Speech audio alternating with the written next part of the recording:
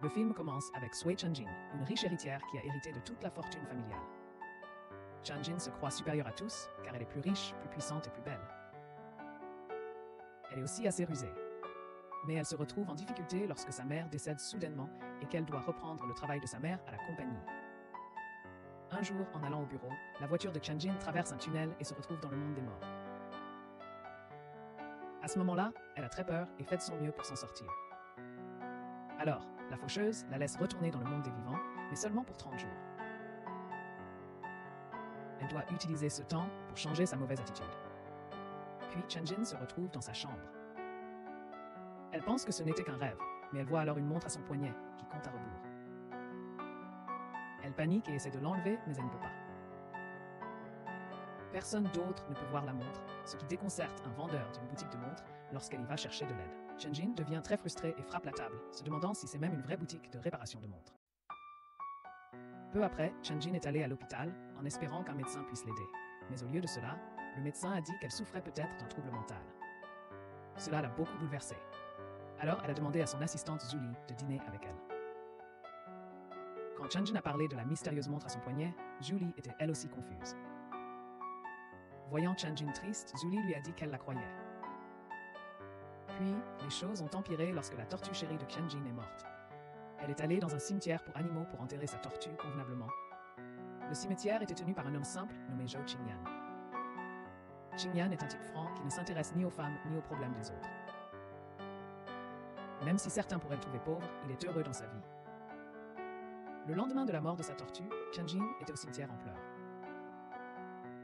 En entendant cela, Qingyan a accidentellement ri tant ses larmes étaient excessives.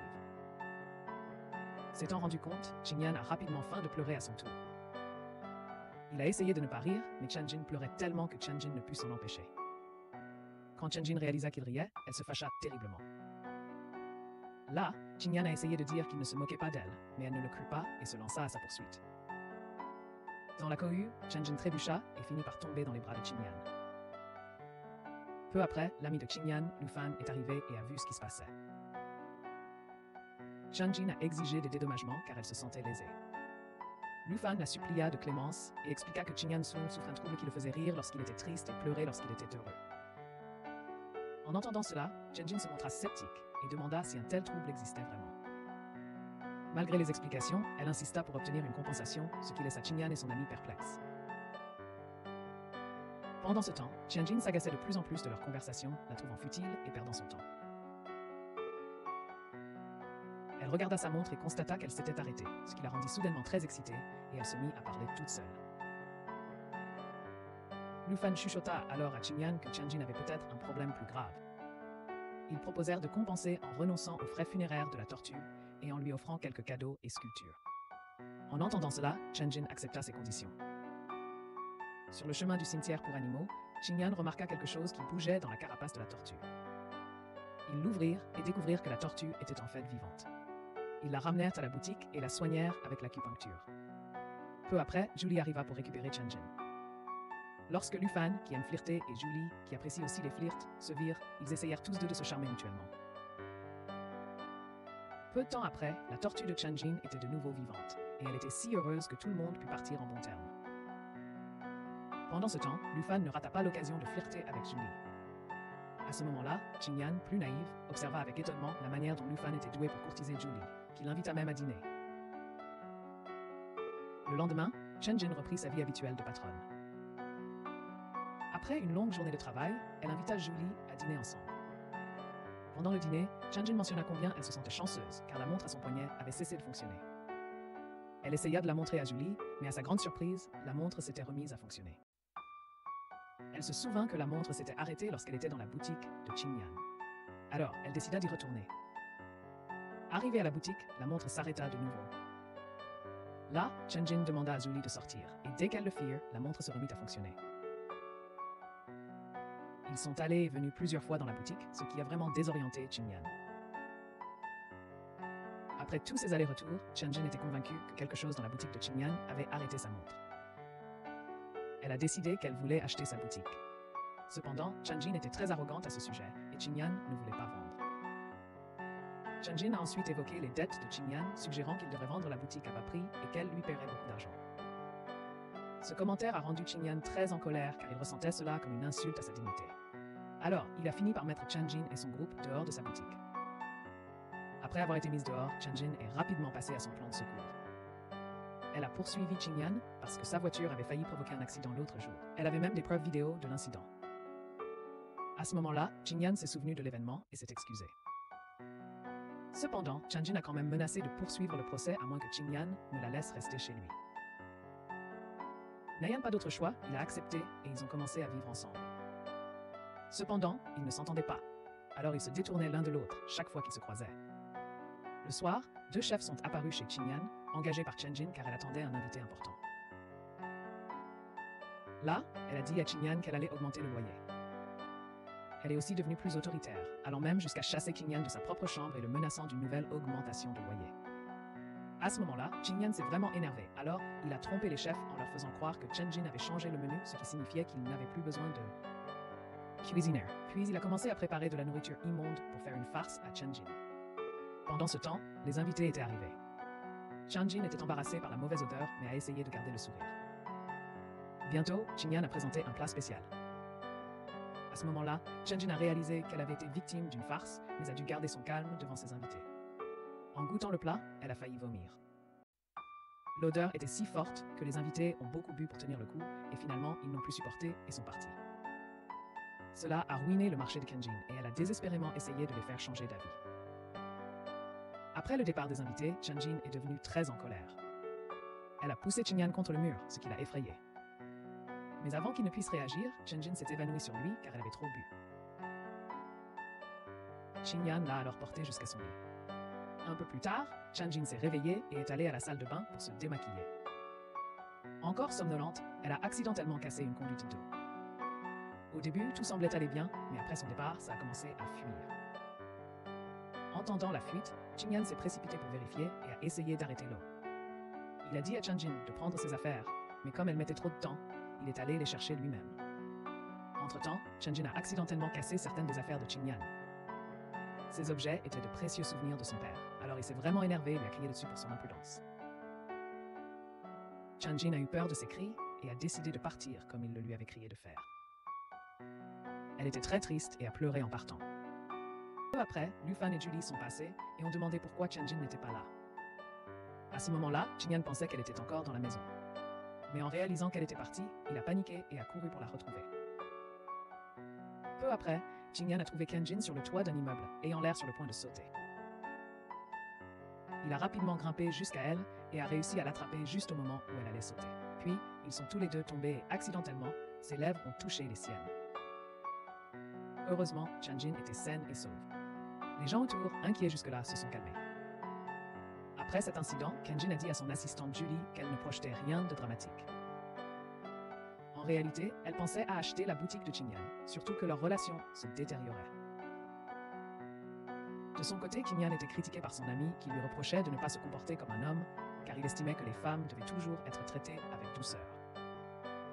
Cela le fit culpabiliser. Soudain, son ami le traîna devant Chen-Jin pour qu'il s'excuse. Pris au dépourvu et désorienté, d'autant plus que Chen-Jin avait l'air triste et simulait des larmes, Qingyan paniqua. Avant même de pouvoir s'excuser, il s'enfuit en prétextant devoir réparer une canalisation. Plus tard, Qingyan alla dans la chambre de Chen-Jin et lui prit la jambe, ce qu'elle mal interpréta d'abord. Mais elle comprit ensuite qu'il essayait simplement de soigner sa jambe blessée. Touché par sa gentillesse, Qingyan utilisa cela comme moyen d'entamer une conversation et finalement de s'excuser.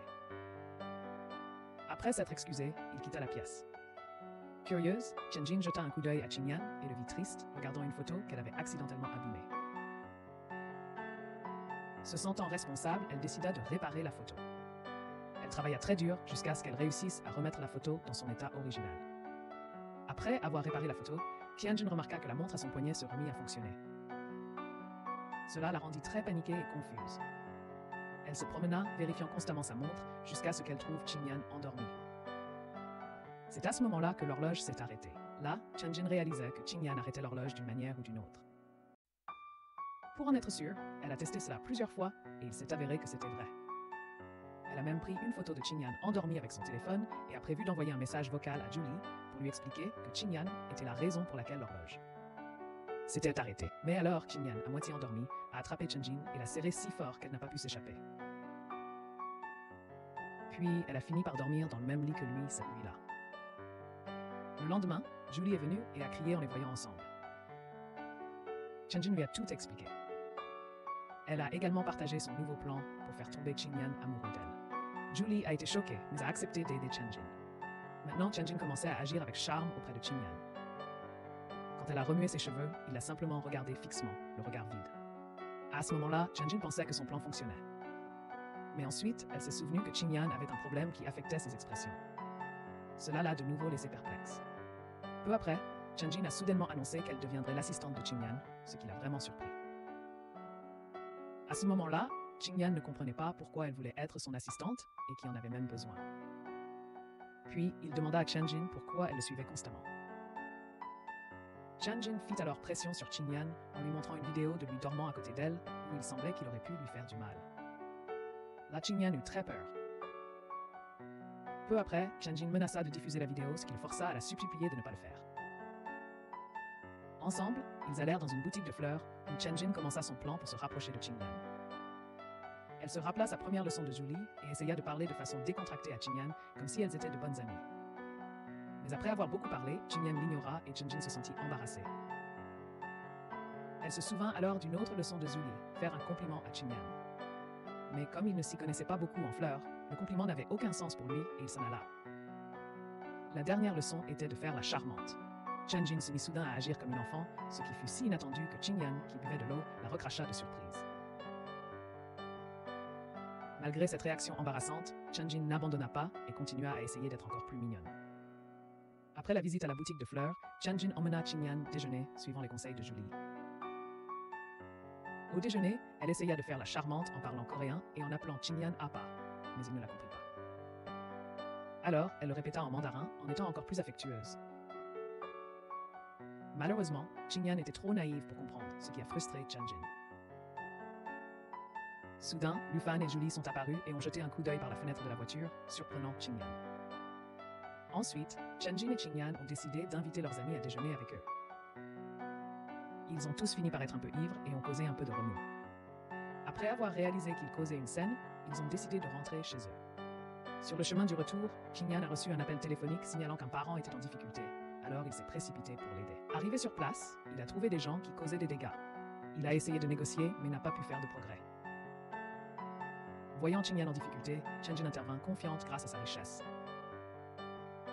Elle proposa d'acheter tout sur place pour faire cesser les fauteurs de troubles. Le soir, plusieurs employés de Chen-Jin arrivèrent et appelèrent leur patronne, ce qui effrayait les fauteurs de troubles. La situation concernant le parent de Qingyan fut résolue. Cependant, les actions de Chen-Jin cachaient une autre intention. Elle avait habilement utilisé la situation pour lier Qingyan à elle, le persuadant de signer un contrat pour devenir son assistant personnel en remerciement de son aide. Se sentant piégé, Qingyan signa finalement le contrat. Là, Chen-Jin était ravi que son plan ait fonctionné, tandis que Qingyan se sentait trompé et était fâché contre son ami qui avait secrètement aidé Chen-Jin. Le contrat a commencé ce soir-là. Chen-Jin n'avait donc qu'une heure pour faire ses bagages. À ce moment-là, Chen-Jin a été très dur avec lui, lui disant de garder ses distances. Mais ensuite, quelques instants plus tard, elle s'est énervée à nouveau et a dit que Qingyan devait rester à moins de 2 mètres d'elle en tout temps. Peu de temps après, Chen-Jin a décidé de prendre une douche et a dit à Qingyan de l'attendre. Là, il était confus car il suivait ses ordres, mais Chen-Jin continuait à être méchante avec lui. Après une longue attente, Chen-Jin a terminé sa douche et a emmené Qingyan dans sa chambre. À sa grande surprise, il devait dormir dans la même chambre. Qingyan était mal à l'aise et craignait d'être harcelé. Il a donc essayé de refuser l'idée. Cependant, Chen-Jin insista et le força à rester. Dans la chambre, Qingyan garda les yeux fermés.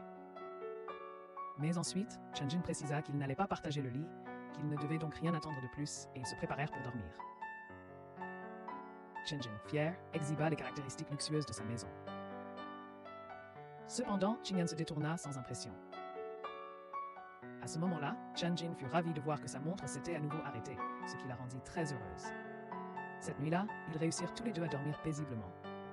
Le lendemain, Qingyan fut vraiment surpris par les exigences des deux femmes à son égard. Il a dû suivre une période de formation pour apprendre beaucoup de nouvelles choses et devenir plus discipliné. À cette époque, Qingyan ne voulait pas le faire car cela lui semblait trop difficile, mais Changjin ne voulait pas qu'il abandonne. Peu après, la formation a commencé et Qingyan a dû essayer de nombreuses tenues différentes. Malheureusement, aucune ne lui allait, ce qui a frustré Changjin et son assistante. Ensuite, Qingyan a dû apprendre à servir correctement, mais il a continué à faire des erreurs, ce qui a agacé Changjin. Puis, on lui a demandé de prendre des notes rapidement pendant que Changjin parlait, mais il s'est perdu car elle parlait trop vite. Un autre aspect important de la formation était d'apprendre à garder la bonne distance avec Changjin. À cette époque, ils utilisaient même un mètre ruban pour s'entraîner. Donc, Qingyan s'est entraîné toute la journée, mais il n'arrivait toujours pas à tout faire correctement, même des tâches simples comme ranger les choses. À ce moment-là, Zhu Li, qui observait, est devenu vraiment frustré. Après toute cette formation, Qingyan a été emmené à la société. Là, il a été choqué de voir Changjin devenir très sévère et sérieux. Qingyan essayait toujours de s'adapter à son nouveau rôle, qui consistait principalement à rester près de Changjin pour empêcher l'horloge de tourner. Parfois, il devait aussi faire du café. Du matin jusqu'à tard dans la nuit, il parlait à peine et était extrêmement fatigué. Un jour, pendant que Qingyan dormait, Changjin est venu et l'a observé longtemps. À son réveil et en la voyant, Changjin fut surprise et se sentit très gêné. Plus tard, Qingyan voulut prendre une douche pour se sentir mieux, mais son stress augmenta lorsque Changjin se posta devant la salle de bain pour s'assurer qu'il reste proche. Un moment plus tard, il fut l'heure de se coucher. Qingyan avait secrètement prévu de s'échapper. Il attendit que Changjin soit profondément endormi avant de passer à l'action. Là, il essaya d'appeler Lu Fan à l'aide, mais Lu Fan était occupé avec Zhu Li et ignora l'appel. Qingyan menaça de révéler les secrets de Lu Fan, ce qui effraya Lu Fan au point de trouver une excuse pour quitter Zhu Li. Lorsque Lu Fan arriva enfin pour l'aider, Qingyan fut frustré car son ami se promenait sans but et parlait fort, même si Qingyan lui avait demandé de faire silence pour éviter d'attirer l'attention. Ils ont rapidement commencé à mettre leur plan d'évasion en action. Qingyan rassembla rapidement toutes ses affaires, mais se rendit compte qu'il avait oublié son chat. En le cherchant, ils le trouvèrent sur le lit de Changjin. À ce moment-là, Changjin se réveilla soudainement et Qingyan et Lu Fan durent se cacher rapidement. Après un moment de tension, Changjin se rendormit et Qingyan réussit à s'éclipser. Malheureusement, Lu Fan avait décidé d'attendre caché parmi les poubelles dehors, déguisé en déchet, et Qingyan eut beaucoup de mal à le retrouver. Au bout d'un moment, Changjin se réveilla de nouveau et remarqua que sa montre fonctionnait à nouveau. Alors, elle chercha rapidement Qingyan et découvrit qu'il était parti.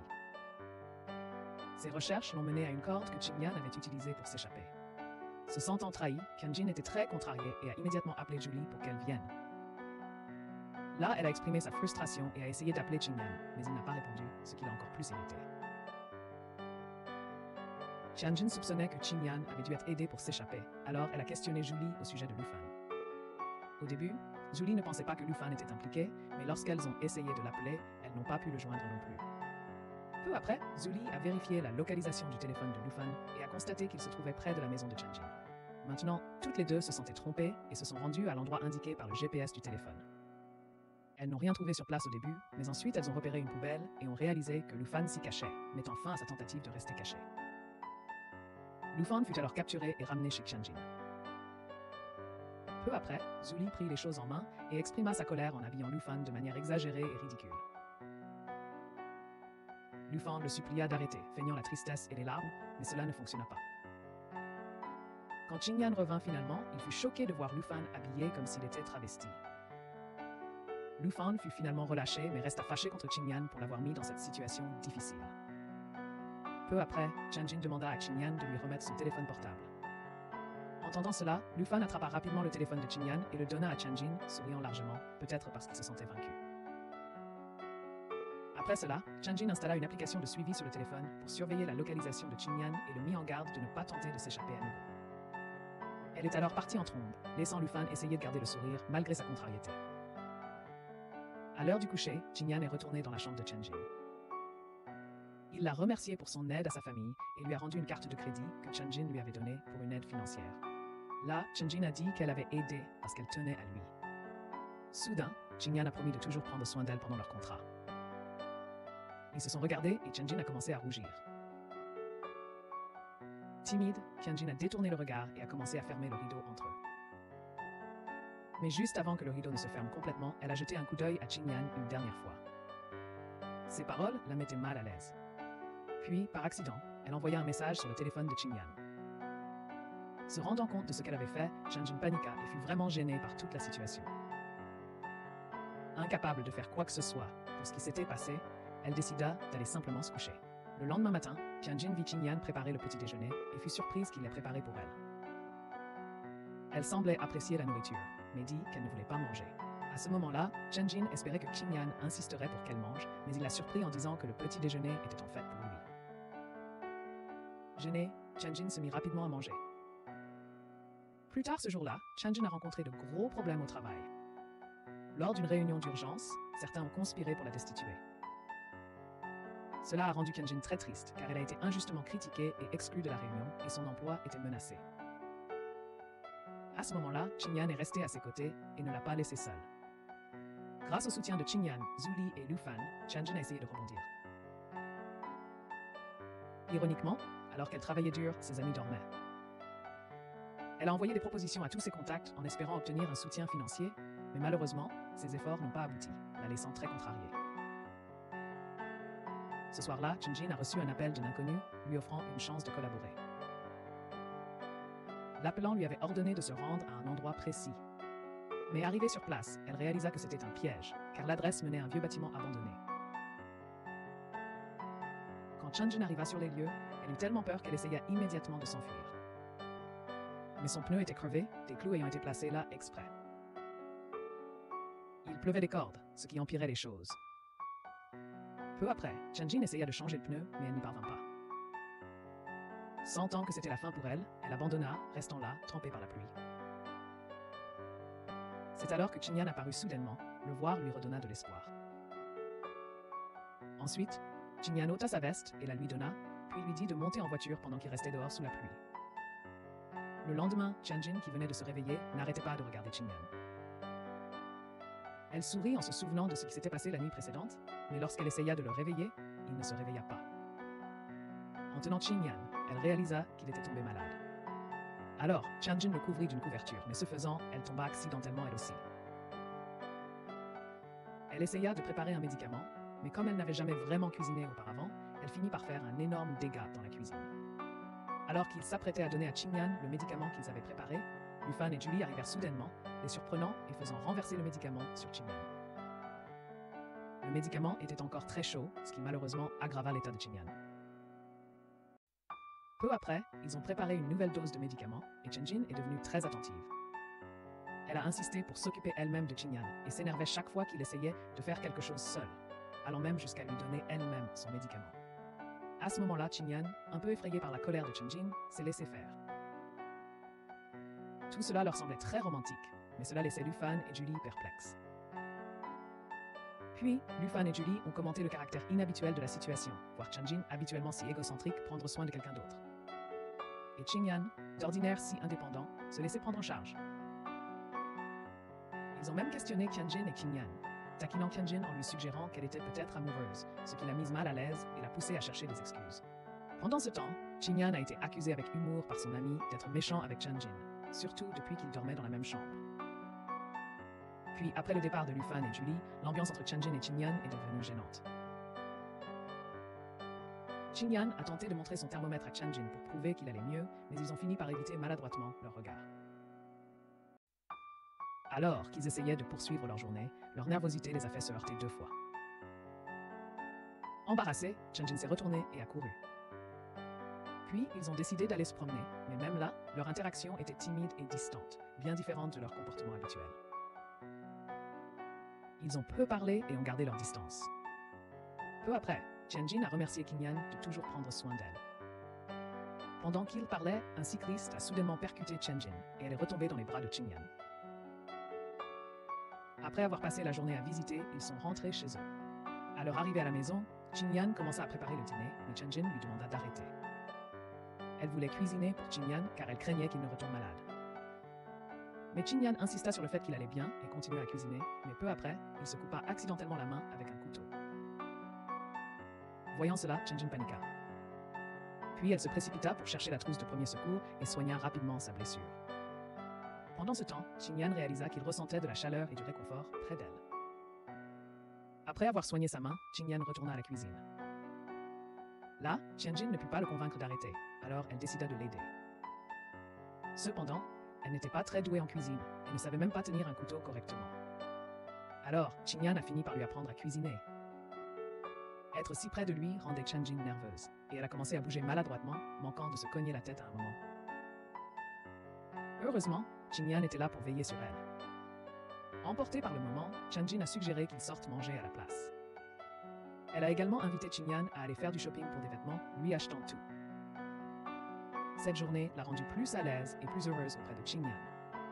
Avec le temps, Tianjin et Qingyan étaient toujours ensemble, mais Julie et Lufan ont commencé à trouver leur comportement excessif et moins romantique. Cette routine confortable fut interrompue par l'arrivée soudaine d'un homme nommé Xiao Jun. Xiao Jun était le fiancé de Tianjin, de retour d'études à l'étranger. Il s'avéra qu'elle lui était promise depuis l'enfance et elle semblait réellement heureuse de le revoir. Pendant ce temps, Qingyan, qui avait des sentiments pour Tianjin, eut le cœur brisé en la voyant avec un autre homme. Peu après, lors d'une rencontre avec Julie et Lufan, Xiao Jun et Julie se sont embrassés, ce qui a contrarié Lufan. Xiao Jun emmena ensuite Tianjin à une fête et comme elle avait besoin de Qingyan à proximité pour empêcher l'horloge de tourner, Qingyan dut également y aller. Pendant la fête, Xiao Jun traita Qingyan comme un simple serviteur, ce qui fit pitié à Tianjin pour lui. Mais elle ne dit rien. À la fête, Qingyan ne pouvait qu'observer de loin Tianjin qui se mêlait aux riches invités, semblant apprécier son temps avec son fiancé. Puis, Xiao Jun annonça leur mariage prochain, ce qui surprit tout le monde et ils félicitèrent Tianjin. En entendant cela, Qingyan fut si bouleversée qu'il quitta la fête. Tianjin réalisa bientôt combien elle avait blessé Qingyan. Elle était fâchée contre Xiao Jun pour avoir annoncé leur mariage sans son consentement. Ne trouvant plus de plaisir à la fête, elle chercha Qingyan des yeux et se sentant coupable, décida de le poursuivre. À ce moment-là, Qingyan, qui était triste, entendit quelqu'un l'appeler. C'était Tianjin. Là, il était vraiment heureux parce que Tianjin ne l'avait pas quitté. Mais en voyant le visage heureux de Qingyan, Tianjin se sentit triste car elle se souvenait qu'il avait un problème qui faisait que ses expressions ne correspondaient pas à ses sentiments. Cependant, Qingyan ne s'est pas rendu compte que son sourire correspondait cette fois à ses vrais sentiments. Il était même plus heureux car il semblait que son problème s'était miraculeusement amélioré. Rempli de joie, Qingyan serra Tianjin dans ses bras. Plus tard, ils sont rentrés chez Tianjin. À ce moment-là, Qingyan cuisina pour Tianjin, mais la nourriture était trop chaude pour qu'elle puisse la manger. Qingyan utilisa alors un petit éventail pour la refroidir. Ce petit geste toucha Tianjin profondément, et sur le coup, elle prit accidentellement sa main. Mais, timide, elle la lâcha rapidement. Ensuite, Tianjin exprima sa frustration concernant Xiao Jun, qui répandait de fausses nouvelles à propos de leur mariage supposé. Elle s'excusa auprès de Qingyan pour le mauvais traitement que Xiao Jun lui avait infligé. Après avoir partagé ses sentiments, Tianjin se sentit beaucoup mieux. Elle fut soulagée que Qingyan ne soit pas du tout contrariée. Qingyan sourit simplement et l'encouragea à continuer de manger. Plus tard, au moment de se coucher, tous deux eurent du mal à s'endormir, tellement ils étaient remplis de bonheur. Le lendemain, Tianjin a reçu un message de Xiao Jun l'invitant à le rejoindre pour rendre visite à sa grand-mère. Tianjin a ressenti un peu de culpabilité envers Qingyan, mais lorsqu'elle lui a parlé de la visite, Qingyan l'a surprise en lui disant qu'il viendrait aussi. Tianjin était vraiment heureuse de la compréhension de Qingyan. Pendant ce temps, Xiao Jun était impatient de passer du temps seul avec Tianjin. Cependant, son humeur s'est gâchée lorsqu'il a vu qu'elle avait amené Qingyan aussi. Cela a beaucoup déçu Xiao Jun. Avant, Tianjin avait été traité comme un simple chauffeur, mais cette fois, Tianjin a veillé à le traiter mieux. Peu après, Tianjin et Xiao Jun se sont assis à l'avant de la voiture, tandis que Qingyan s'est assis à l'arrière. Tout le trajet, Xiao Jun a été visiblement agacé de ne pas pouvoir avoir Tianjin pour lui seul. Qingyan l'a remarqué et n'a pu s'empêcher de sourire. Les choses se sont encore plus compliquées à leur arrivée chez la grand-mère de Xiao Jun. Sa grand-mère, un peu confuse, a pris Qingyan pour sa petite fille. Là, Xiao Jun a essayé de la corriger, mais elle était persuadée que Xiao Jun n'était que le chauffeur et non son petit-fils, ce qui l'a encore plus frustrée. Sa grand-mère a ensuite chaleureusement accueilli Qingyan et Tianjin, tandis que Xiao Jun était chargé d'aller chercher des choses dans la voiture. À l'intérieur, ils ont tous regardé la télévision et passé un bon moment, allant même jusqu'à se faire des high-fives. Là, Xiao Jun a réussi à sourire, mais lorsqu'il a essayé de participer au high-five, sa grand-mère l'a réprimandé. Pendant ce temps, Qingyan jouait le jeu comme s'il était vraiment la petite fille de la grand-mère, cherchant son attention en l'aidant à tailler les plantes. Ne voulant pas être laissé de côté, Xiaojun s'est joint à la taille des plantes. Après leur visite, Chanjin et Qingyan ont fait leurs adieux et ont reçu des câlins de la grand-mère, laissant Xiaojun un peu à l'écart alors qu'ils rentraient chez eux. Après la visite, Xiaojun a essayé de participer aux festivités, mais sa grand-mère l'a de nouveau réprimandé, le laissant déçu. À leur retour chez Chanjin, Zhu Li et Lu Fan les attendaient. Là, Zhu Li a expliqué que l'entreprise était en difficulté à cause des rumeurs répandues au sujet de Chanjin. À ce moment-là, Xiaojun a suggéré que Chanjin le laisse s'occuper des problèmes de l'entreprise, mais elle se sentait mal pour Qingyan. Alors, Qingyan a dit à Chanjin qu'il se sentait impuissant à aider et lui a suggéré d'accepter l'aide de Xiaojun. Il força un sourire, cachant sa tristesse car il sentait qu'il ne pouvait pas faire plus pour Chanjin. Mais là, Chanjin le rassura, lui disant qu'il l'avait déjà beaucoup aidé et qu'elle ne voulait pas qu'il se sente mal. Plus tard, Xiaojun amena Chanjin, et bien qu'elle ait demandé à Qingyan de venir, il a dit qu'il ne pouvait pas. Chanjin essaya de l'appeler, mais Qingyan resta silencieux, luttant contre ses sentiments. En chemin, Chanjin n'arrêtait pas de penser à Qingyan, prêtant peu d'attention à Xiaojun. Ils ont rencontré un cadre supérieur de la société familiale de Chanjin pour discuter de son retour à son poste. Pendant la réunion, Chanjin était distraite, pensant davantage à Qingyan, et décida de partir tôt. En rentrant chez elle, elle trouva Qingyan en train de faire ses bagages pour partir. À ce moment-là, Jun fut très triste de voir Qingyan partir et demanda s'il y avait un problème. Qingyan ne dit rien et leur rendit simplement leur précédent contrat. Chanjin refusa de le reprendre. C'est alors que Xiaojun arriva. Qingyan partit ensuite, confiant Chanjin aux soins de Xiaojun en s'éloignant. Après le départ de Qingyan, Chanjin essaya de le poursuivre, mais Xiaojun la rattrapa et la retint.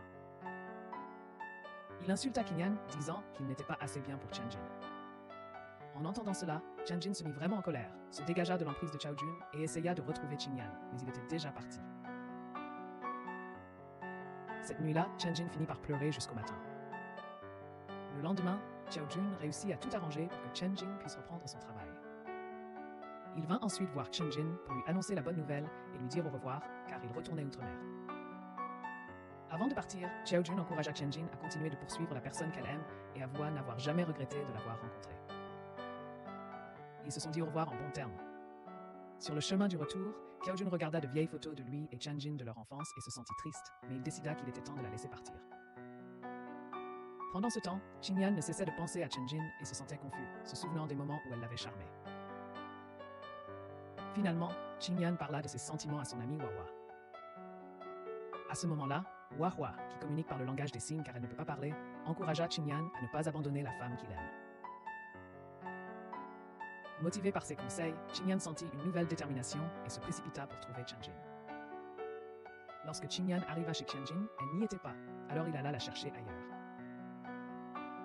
Pendant ce temps, Chanjin venait de rentrer chez elle et était ravi de voir le chat de Qingyan, ce qui signifiait qu'il devait être de retour lui aussi. Puis ils se sont retrouvés tous les deux à se chercher. Après beaucoup de courses, Chanjin et Qingyan se retrouvèrent enfin. Là, il lui partagea immédiatement ses sentiments, disant à Chanjin qu'il l'aimait. Chanjin courut vers lui et le serra dans ses bras, montrant qu'elle acceptait son amour. À ce moment-là, Chanjin demanda à Qingyan de toujours rester à ses côtés, même après la fin de leur contrat. Ils ont recommencé à vivre ensemble. Alors Chanjin, qui avait facilement le mauvais caractère, était maintenant timide, surtout pour des choses comme prendre une douche, car elle avait encore besoin de la proximité de Qingyan pour arrêter le chrono. Quelques jours plus tard, Chanjin retourna à son entreprise pour reprendre son poste. Elle était très heureuse car Qingyan est toujours là pour la soutenir. Une fois qu'elle reprit son rôle, Qingyan continua de l'aider au travail, mais les choses semblaient différentes maintenant.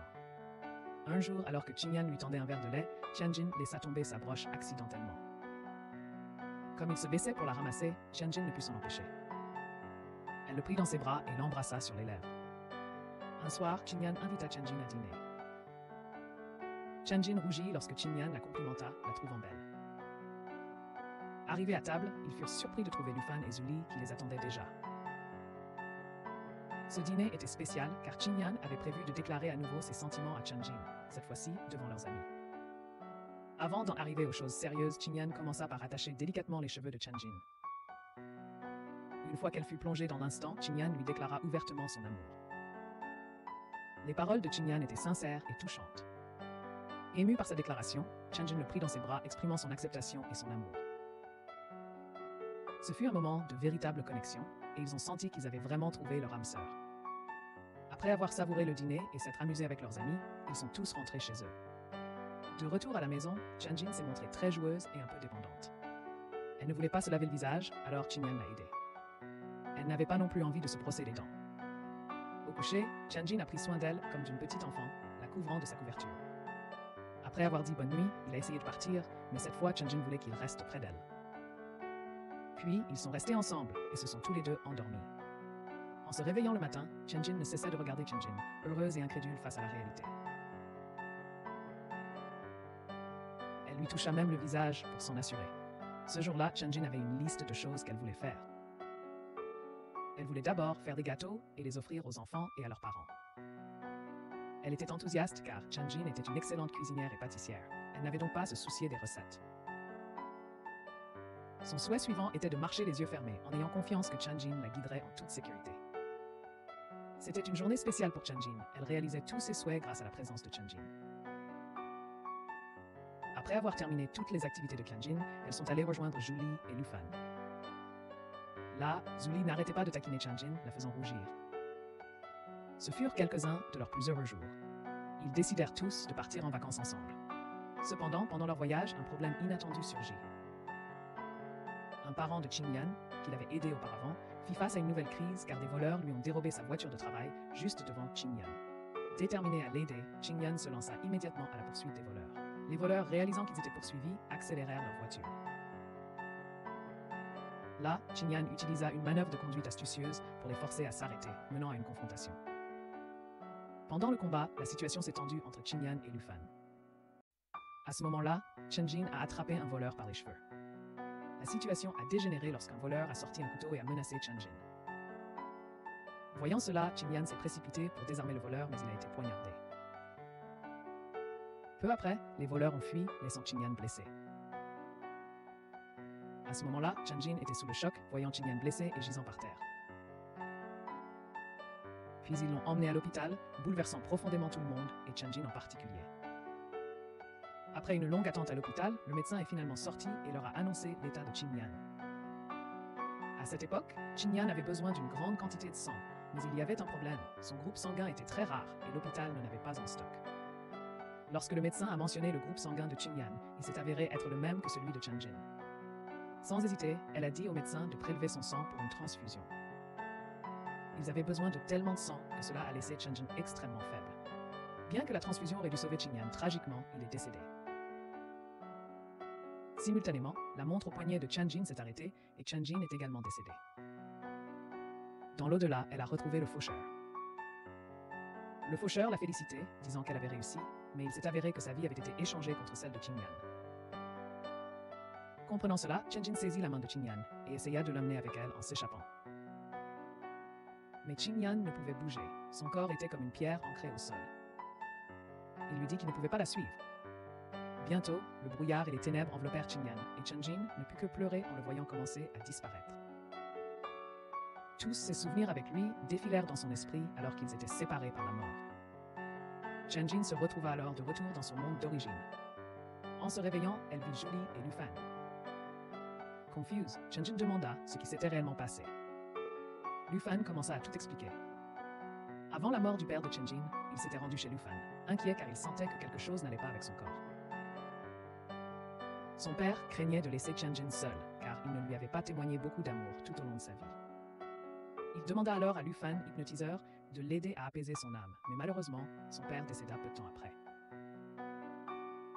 Après le décès de son père, Chen Jin fut très triste et commença à prendre des médicaments. Là, Julie remarqua que Chen Jin allait de plus en plus mal chaque jour, alors elle décida de contacter Lu Fan pour obtenir de l'aide. Alors, Lu Fan pratiqua une hypnose approfondie sur Chen Jin.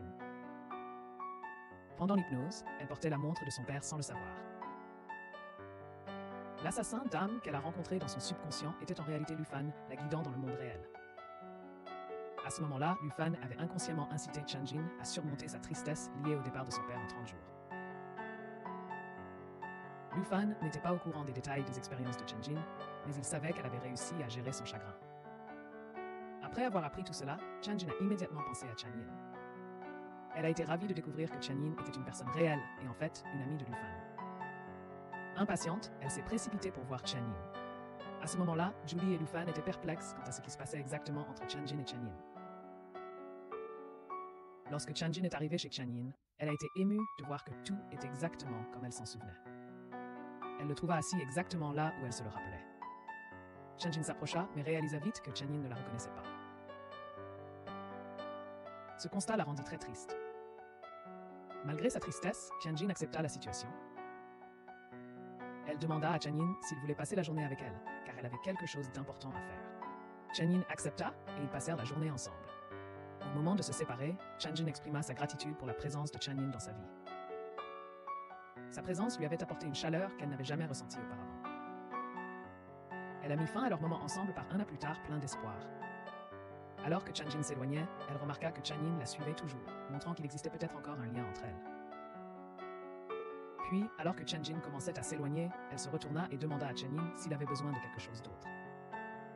Chanyin sourit simplement et dit « 2 mètres ». C'était une référence à la règle que Changjin lui avait imposée de toujours rester près d'elle. À ce moment-là, Changjin fut profondément touché par cela et courut pour prendre Chanyin dans ses bras. Il s'avéra que Chanyin avait également été hypnotisé et miraculeusement, leurs esprits s'étaient connectés pendant le processus. Pendant tout le temps passé avec Chanyin chérissait secrètement chaque instant. Dans ce monde, si le chemin de vie de quelqu'un est déjà tracé, rien ne peut le changer, ni l'empêcher de se dérouler. Ainsi, Changjin, autrefois une femme riche et arrogante, tomba amoureuse de Chanyin, un jeune homme bienveillant et moins fortuné. Leur histoire d'amour marque le début d'un nouveau chapitre et conclut le film. Et ainsi, le film se termine. La morale de ce film est d'avoir toujours un hypnotiseur ami à appeler, car il pourrait vous aider à comprendre vos sentiments ou même vous aider à tomber amoureux.